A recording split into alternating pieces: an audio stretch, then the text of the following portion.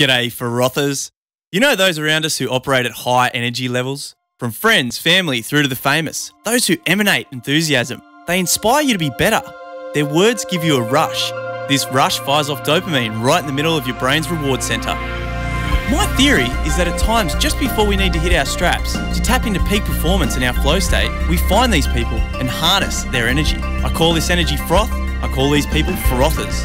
This is a journey to find the frothers, to understand how they inspire themselves and others to be their best. And I'll pass it on to you on this podcast, dare I say Frothcast, so you can fly into your next challenge beaming, pumped and full of energy.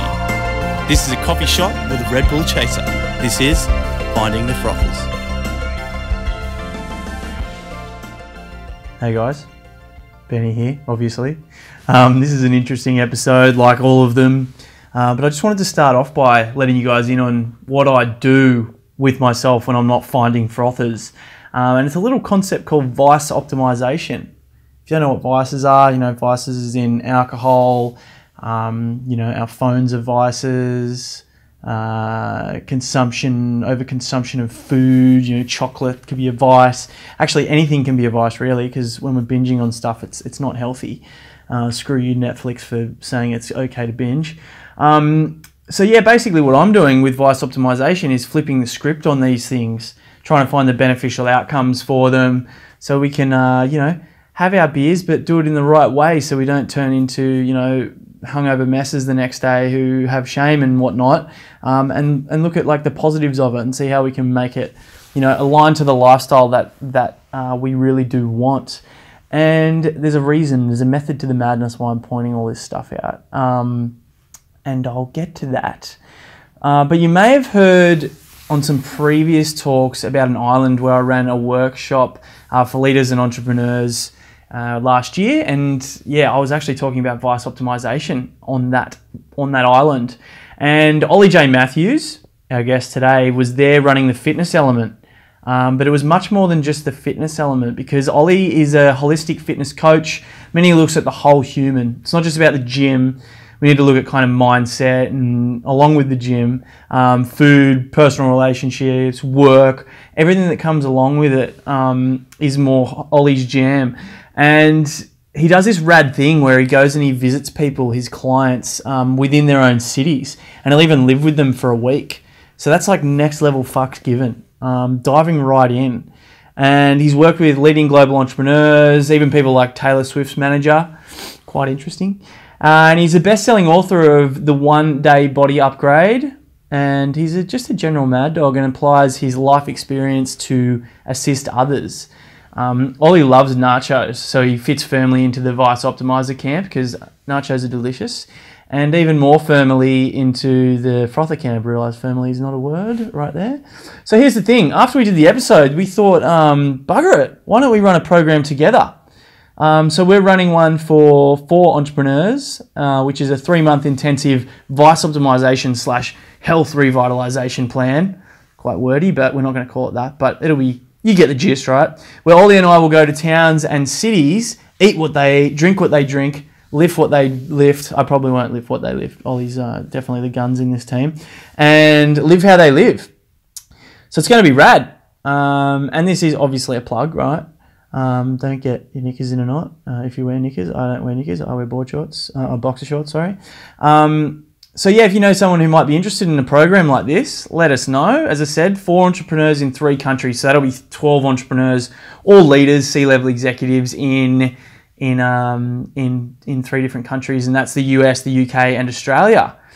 And yeah, so that's probably, I don't normally do a mad plug, but that's, yeah, it needs to be plugged because you'll get more context about this whole episode. And I did one thing, I fucked it. I forgot to actually mention the name of the frother that I connect Ollie with, and his name is Brendan Yell, or Yelly, as if he is affectionately known. So when you don't hear his name, that's who I'm talking about, and I apologise. So anyway, nachos away. Here's Ollie J Matthews. G'day, frothers. Welcome to the Finding the Frothers podcast. Today I have an absolute frother with me all the way from the UK, Ollie Matthews. How you going, bro? I'm good, man. Yourself? Mate, I'm frothing. It's early morning here, late night there, but yeah, mate. I'm just we've just had a half-hour conversation prior. which has actually lifted my froth levels, and it's almost one of my favorite things about having these conversations is the offline stuff. And we were really, you're an author, you're the founder of the Revitalization Blueprint, but what we were really talking about there was your intensives that you do, where you're flying around the world, meeting people, successful entrepreneurs and other C-level legends, and really harnessing their froth when it comes to their health and showing them the power of health optimization. Do you want to just tell us a little bit about why you froth on that so much? It's absolutely amazing to be able to do it, because I was doing the online coaching and it was getting some amazing results, and it still does, because people get 95% better results with just getting accountability. So we get their goals in place, we start building a plan specific to them, because you get older, your testosterone levels drop, your stress in business goes up, the history that you've had with whatever it is you've had, drugs, alcohol, addiction elsewhere, or military, or whatever things have stressed you out, relationships, finances, it's all built up and taking its toll. And it's great to be able to do that online. Now I thought, why can't I actually go to someone's house and actually implement this? 7 days, 14 days, whatever it is. Now, why can't I do that? So I started speaking to some clients that I've got an idea. And 2 years ago, the idea was, okay, we're going to go for a week in LA. I'm going to stay with you. We're going to train together every session. I'll cook meals if I want. There was one thing that I had to stipulate in there, is that one day you have to show me how we have fun. And I think that was that we went to Santa Monica Beach on the pier and Hollywood sign and all that sort of stuff. But one day we have to actually chill out at least one day and have some fun. And we also went to the comedy store, which was pretty cool. Like, I'm working and going to the comedy store in Hollywood and seeing some crazy acts. And then we went back again 14 weeks later, and I saw the transformation that it had. I'm like, this has got to be taken to another level. And that is something that I offer all my one-to-one clients. And in fact, I've had clients that have come to me specifically to say, look, I want you to do the intensives. Now, they paid me a decent fee for this. They paid for the flights and accommodation.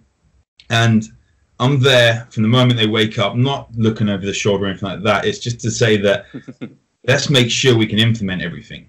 Because one of the things we procrastinate about is because we think it's going to be hard to implement, and that habits take a long while to build up. And over those 7 days, people have seen that habits have been built up so powerfully, they then keep them going. And they know that they're only BSing themselves if they don't continue them, because they know it can be done.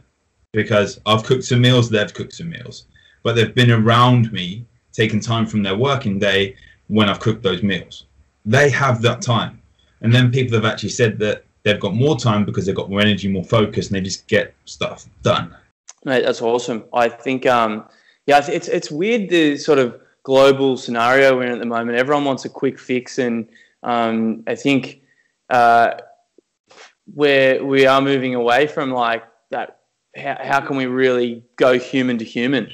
That's what we need to do more. I think. It's like we're on the apps and they're all great, but human to human is where it's at, and with real life conversations. And I think I love that you go in and you cook something, they cook something, and then that's frothing for me, mate. Like frothing over some good food. What outside of your current work role has got you frothing at the moment? Can be anything. I'm loving seeing apart from yesterday when Man United lost to Arsenal. We've got a manager who was my favourite player. You're not an Arsenal fan, yeah? Mate, I'm a Man United fan.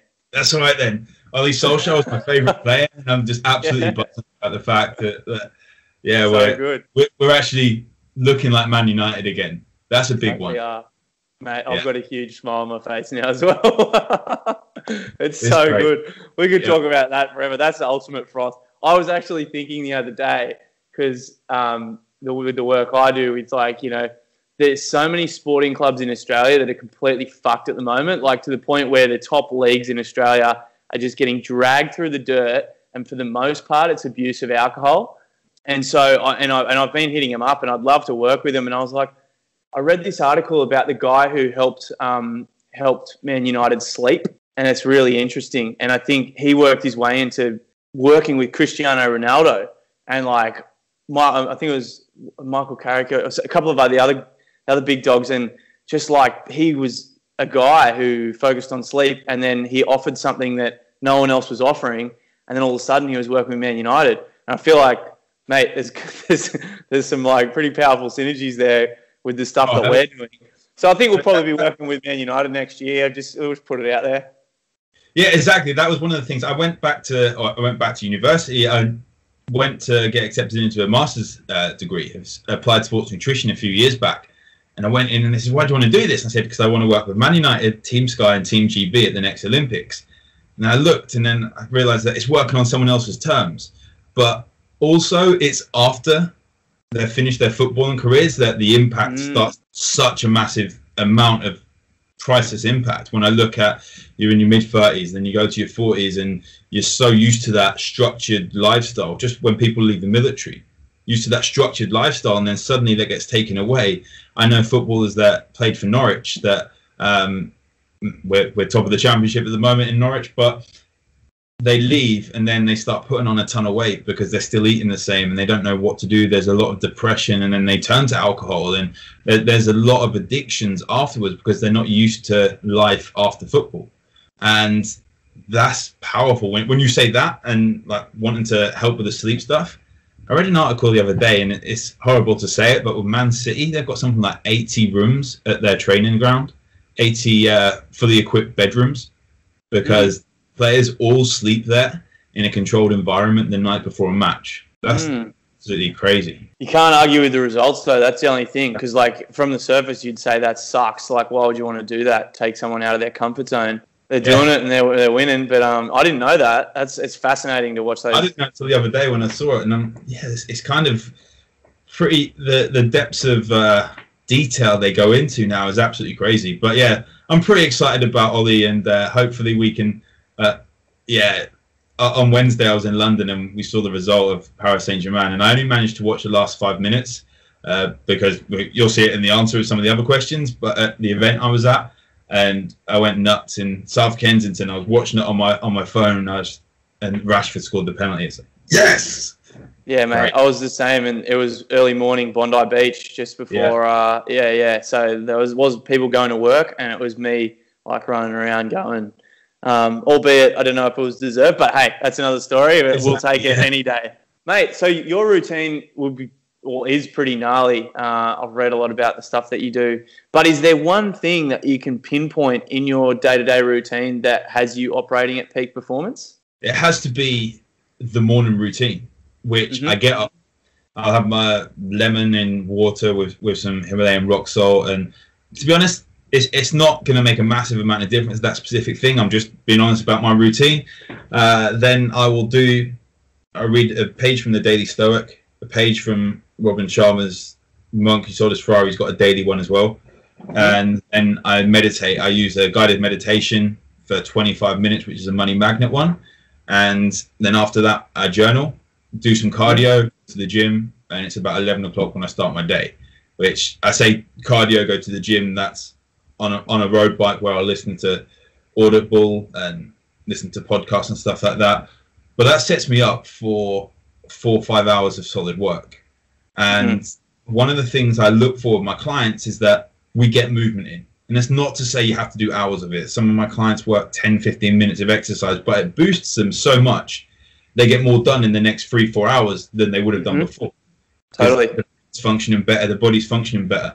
And moving on, like using exercise as a subject, if I've got a longer day, like today, I know that I would usually shut off at 8 p.m. It's now just before 9 p.m. Now, at 4 o'clock, I've done another 45 minutes on the turbo training, just steady. In fact, I was playing FIFA on the PlayStation, on the turbo trainer, on the bike, just to boost my blood flow and to get my heart pumping a little bit.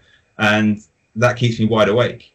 And that is the biggest thing I've noticed, that using exercise to add to my day rather than take away from my day like it used to when I was bodybuilding, when I was hitting those beast mode workouts every single day and absolutely crushing it so I couldn't walk up the stairs.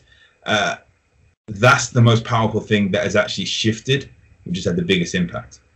Mate, that's brilliant. I think those little exercise increments or just getting away a little bit is is to allow yourself to drop into flow for like actually during the exercise, but then as the runoff. And I'm so intrigued about that. And that's why like I think everyone who's successful has that morning routine, because that's like stacking up the positive vibes before you need to go and sit at your freaking computer or whatever a lot of us have to do.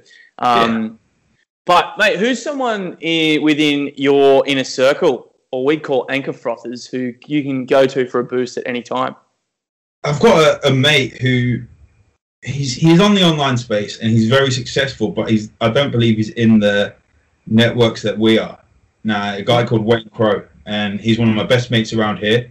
I've known him, in fact, he used to be a client of mine, but he does a lot of selling traffic, and I don't know what he does, but he's bloody good at it. But we'll go out and go for a drive around the country at least once or twice a week and just talk about what's potentially stressing us out, talk about what we're excited about. And he's cool because he's good at building lists and good at doing all this other stuff. So he'll give ideas from a world which isn't in the health space or isn't in what I would consider the online marketing stuff that we do. But he's damn successful and down to earth as well, which I love. Two amazing traits. That's a good one, man. Just go jump in the car and going for a yarn. It's good, and especially the countryside. That's a brain activator as well. Especially the beauty of up there as well. Mate, this is a new question. Which event do you froth on the most, and who would you take? Which frother would you take to that next event? It's got to be Baby Bathwater. I mean, I met you at Baby Bathwater. I met Stephen Kuhn, who I was at when we messaged each other, and I've met so many amazing people at Baby Bathwater, and I was able to be the trainer last year on the private island in Croatia. That it's looking to make sure my diary is free for that week at the end of June, or the few days at the end of June, in order to do that.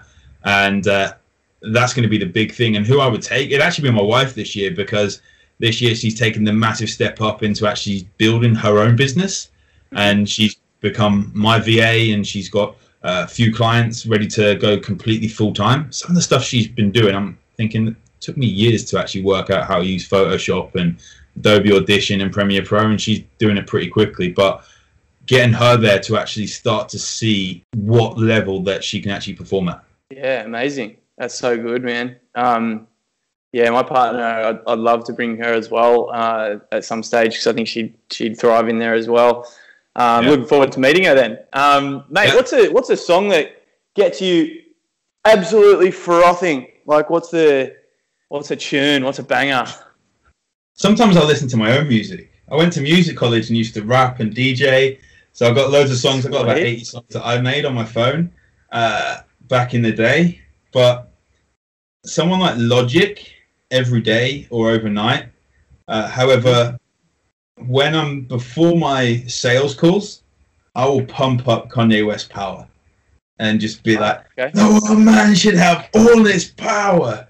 And just have a proper dance about. My curtains are wide open, neighbors looking in. It's like, fuck it, this is what I'm doing. And yeah, that's one of the big things, which hip hop has been one of the biggest parts of I rapped at my wedding. I done my speech and then said to my wife, there's something that has been a bigger part of my life than health and fitness that you've never seen me do.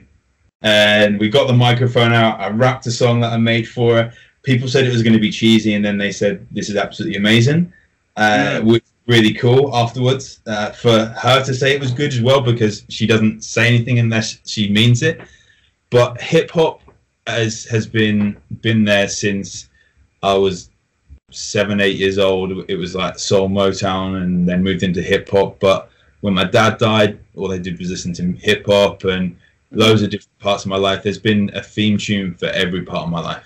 That's right. Yeah, I say nostalgia is a drug when it comes to music, because it can just transport you anywhere, and it can be so powerful for like increasing the froth.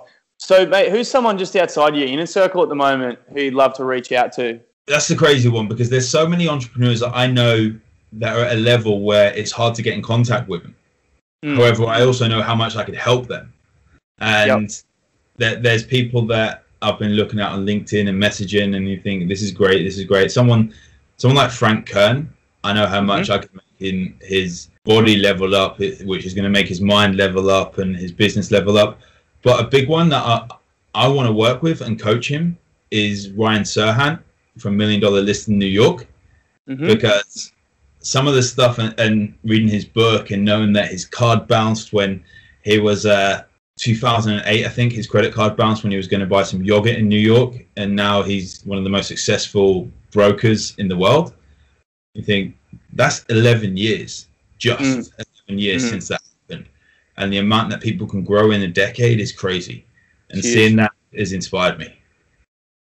Awesome. Yeah, we were talking offline about the two-way street between the work you do and the people that you are in contact with, and how we can learn so much.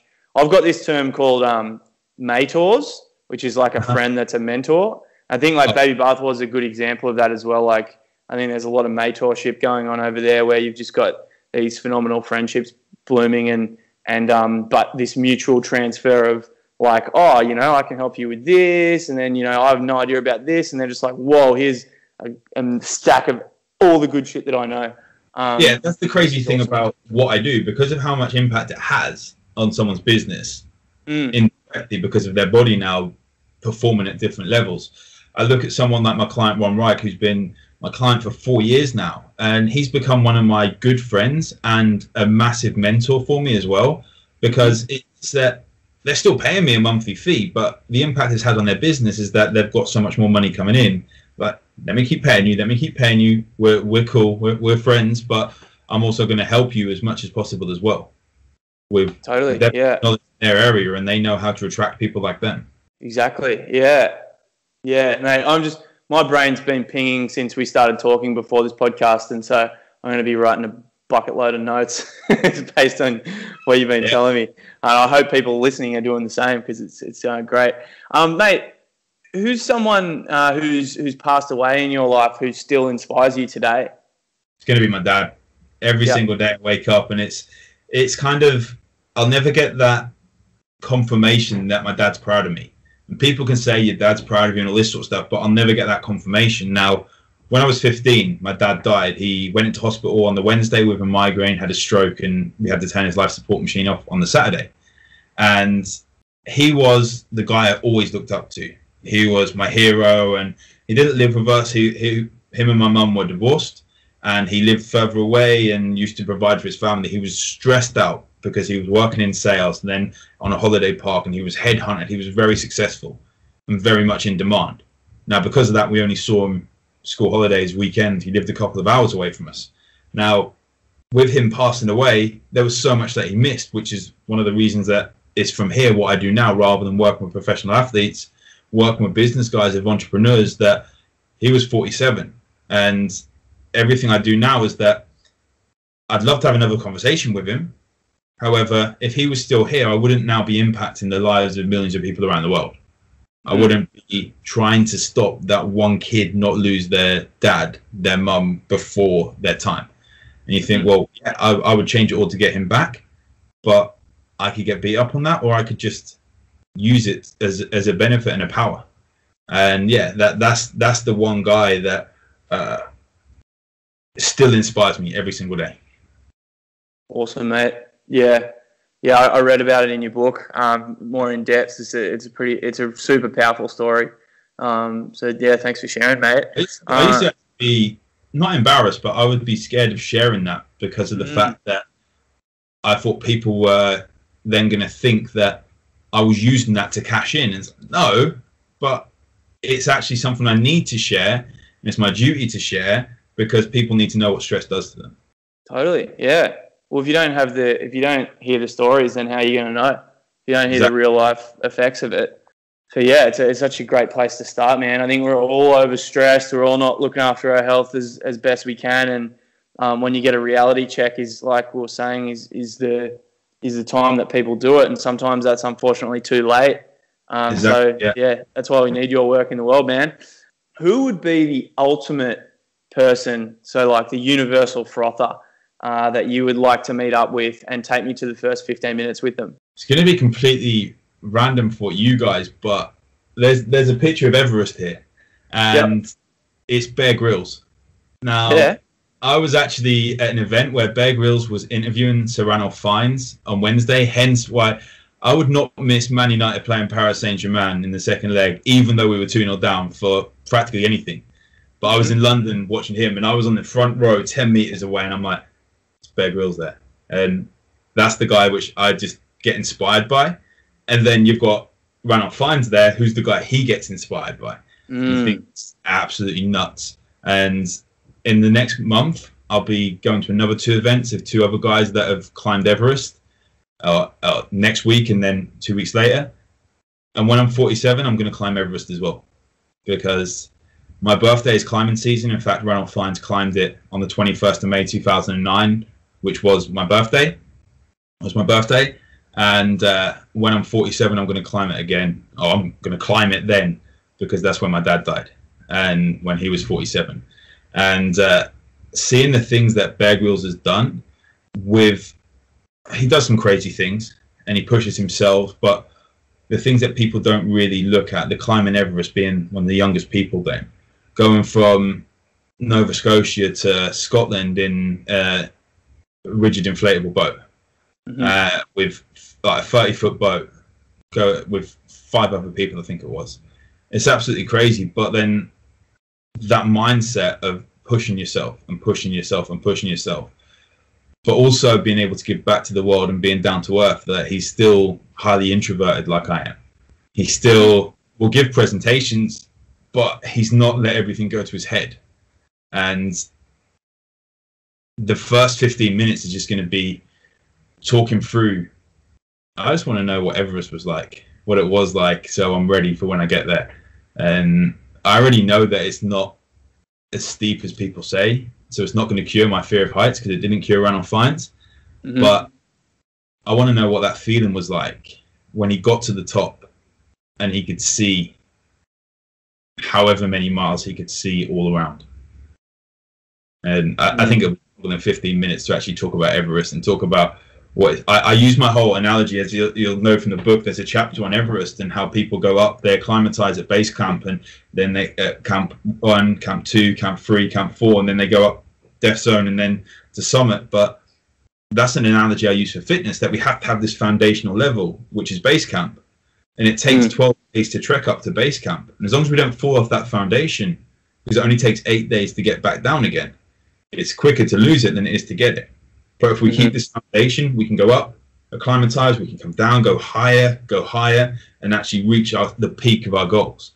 And that all came from reading Bear Grylls' autobiography, reading his other books, reading the True Grit books, and yeah, he's been a big influence.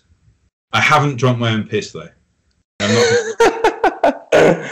Well, you have to, mate, if you want to be an official Bear Grylls fan, right? Well, maybe that's a good way. Yeah. Mate, that could maybe line me up with the next question. Like, if there's someone that you want to get in contact with, what's your number one like go-to for connecting? Maybe it's drinking piss to get Bear Grylls' attention. Maybe you'd have to go next level. But what would that be? Tweet on Wednesday, which was cool. Oh, nice. I looked at the timeline. No one posted about the Ranulph Fiennes thing, and I posted a picture. Okay, they said you weren't allowed to take pictures, like. So I posted a picture, and he said it was an amazing night. Like, Bear Grylls just replied, "It's kind of cool."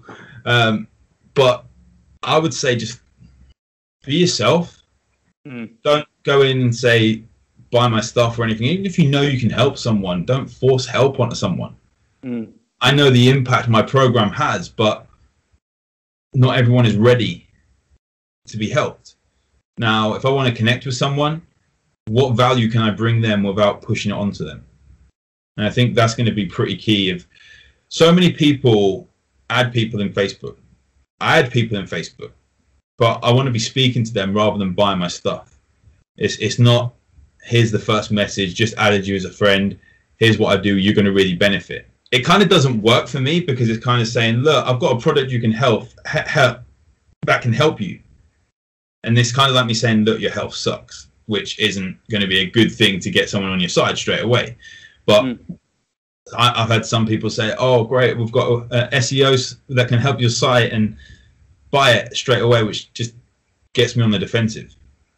And I think it is about knowing someone, getting to know them, how you can help them, and even just helping someone without directly pushing it in their face is going to be key for me to connect with someone. Yeah, great. Human to human. It's like the thread through all of your work, mate. Just from start to finish. So important. I think what you probably have already done this, but if you could condense your gift into one workshop, ultimate workshop, what would the concept be and what would you call it? It's the intensive. It's got to be. Yeah. As I said, it wasn't around a couple of years ago, and it started building up, but now it's officially a thing which I'm properly promoting, rather than, the one-to-one clients are going to be getting it more freely. But the intensive has got to be key, because a lot of times people are so overwhelmed, especially when it comes to all these little things we should be implementing.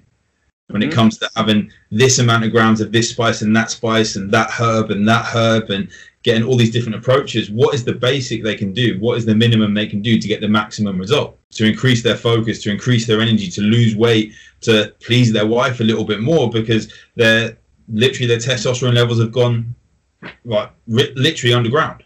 And we need to lower the cortisol, increase the testosterone. And there's no better way for me to do that than to be there with that person for at least 7 days to actually implement every single thing and build that habit, which I did look at doing the 21 days for it's like 21 or 29 days, I think, for habits to be implemented. But people have got so much results after 7 days, and that's including like a day of travel as well. But people have got so much results after that, they're getting accountability afterwards. We're doing a retainer after that. It's not just 7 days done, you're it. We still make sure that the support is there, but having that as a kickstart is powerful. You don't build a funnel over 3-4 months. You'll build the funnel, and if you've got all the information being built up, and you've got someone there with your designer, with your copywriter, and everything like that, you can get it done in a week. You've got the whole team there, the videographer and the editor. Everything's going to be built up. You can do that really powerfully in a week. Why wait 3-4 months to do it? Yeah, totally. That's the world we live in too as well. But I think like those stats I think it's like 66 days from King's College, London, to break a habit, reshape it, and then instill it. But I think maybe the 21 was, but there's a lot of stats. But like you'd know, and you're proving it, it's like if someone wants to fucking change, they can just do it, like with the right person there giving them the guidance and like empowering them to know they can do it. Because at the end of the day, it's up to them, right? But I think, it's fascinating, and I love watching the stories, obviously, because I know a few of the people that you've been training. So super rad, dude. What about the future are you most frothing on? Like, what's something that's coming up that you're absolutely frothing out on? It's going to see Ant Middleton on the 1st of April. Do you know who he is? No. If you explain. He's an ex-SAS guy, and it was going to be. He climbed Everest. There's a guy called Ben Fogle that I'm going to see on Monday. But Ant Middleton was ex-SAS. We've got a program called SAS Who Dares Wins. There's been another guy on there, but 4 guys that take people through the SAS programming. And it's a little smaller version. It's over like 2-3 weeks, but they really ridiculously push him. But I'm going to see Ant Middleton on the 1st of April. And that's going to be pretty cool, just because of, again, it's the Everest connection and the things he's done. Have you heard of Mutiny on the Bounty? No, what's that? There's Captain, I can't remember the name. Clyde, I think it's Clyde. Basically, this is hundreds of years ago. It was off one of the coasts of Australia. His team or his crew basically had a mutiny against him, and then put him and his crew in a rowing boat or in a small boat, and had to sail thousands of miles on minimal rations, and they done it. Ant Middleton also recreated that, and you might be able to get a VPN for Channel 4 and watch Channel 4 the series over there. But okay.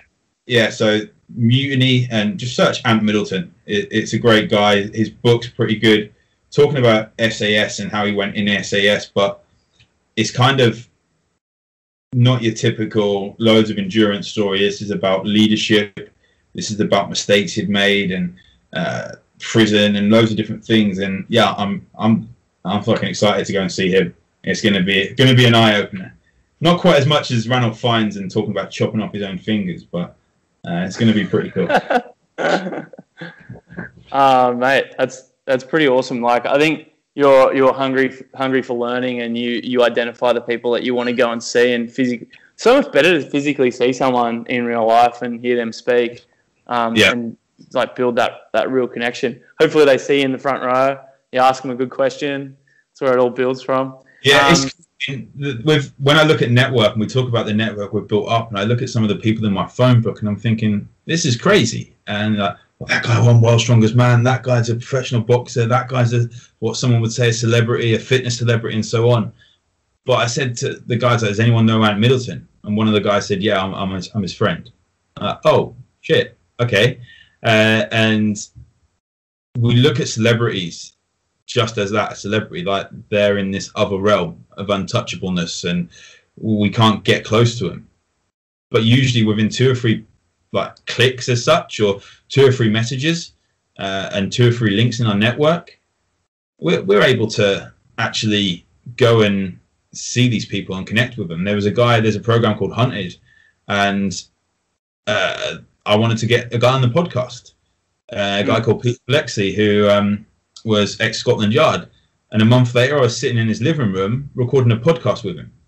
And you think, this is crazy. And now I speak to the guys on Hunted, some of the team there on TV. And that's when we talk about connecting with people. Don't just throw stuff in people's face, but also believe you can add value to them. He then asked me if I could help him with some health side of things. And he had just joined a gym, and I just said, literally just keep it fun.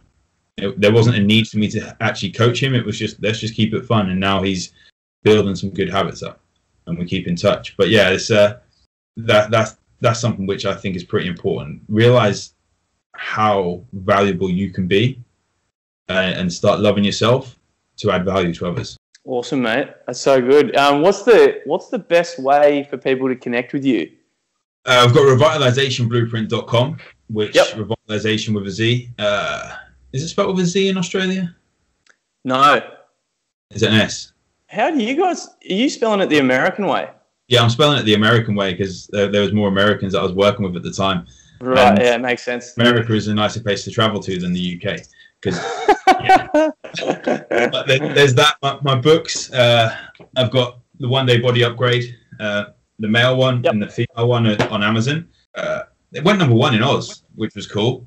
#2 in the UK, better in Oz and US than it was in the UK. But just get at me on Facebook, Ollie Matthews or Ollie J Matthews. On Twitter and Instagram is OJAYPT, and I'm very responsive on there. But it'd be great to hear from anyone if they've got any questions, because I think people are too hesitant to ask questions because of the fact that they see us all. And just like we said about the people being busy, yeah, we are busy. However, we also want to put out content that people want to look at and listen to. And if someone's got a question, I can guarantee 10, 15, 20, even 100 people have want that question answered as well. So there's a high chance that I'll put out a live video that answers that question. Amazing. Yeah, mate. Well, yeah, just before I let you go, this is the perfect start to my day. This is the one-to-one, even though we're across the other side of the world, epitome of a frothing conversation that'll allow me to really run at my day and have a absolute cracker. So thanks a lot, dude. It's been awesome. I'm going to connect you with a frother, and this is someone who's a bit of a mentor to me over in Australia. He heads up Startup Grind over here, which is like a global network of entrepreneurs and live events. And he's just got like infectious energy and kind of similar to yourself. So I feel like there's going to be some synergy there. He's just got such he just knows so many people, and especially in the Australian space and Asia Pacific and beyond. And I feel like you guys having a powwow hang would be pretty powerful. And I'm sure you'll cross paths on your global tours as well. So, mate, yeah, I'll put you in touch with him and you guys can have a froth out. Oh yeah, that's going to be cool. Yeah, I really appreciate that. No worries, mate. Dude, thanks so much again. Have a radical evening and rest of the week. And yeah, we all looking forward to seeing you again later in the year. Definitely, man. Definitely. Cool. Ooh.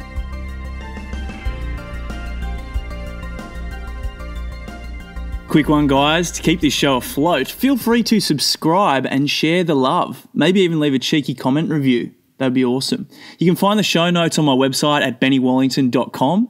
And finally, this episode was sponsored by my grandma, Joyce Reichel, who passed away last year from dementia. She was one of the original frothers and would talk to anyone on the bus, train or wherever and generously impart her energy and wisdom. So if you see an elderly person who is looking for someone to froth with, go and hang out with them. They've got the best stories. Also, a huge shout out to our producer, Lily Haynes, for bringing this to life, and Billy Otto, who created that beautiful introduction in true Billy Otto style. Also, my buddies in Australia and the UK who have been super generous in swinging me feedback. In a way, all of you guys are sponsoring me with your time. Love to the guests, past and future, and also to you guys for listening. Ciao for now. You!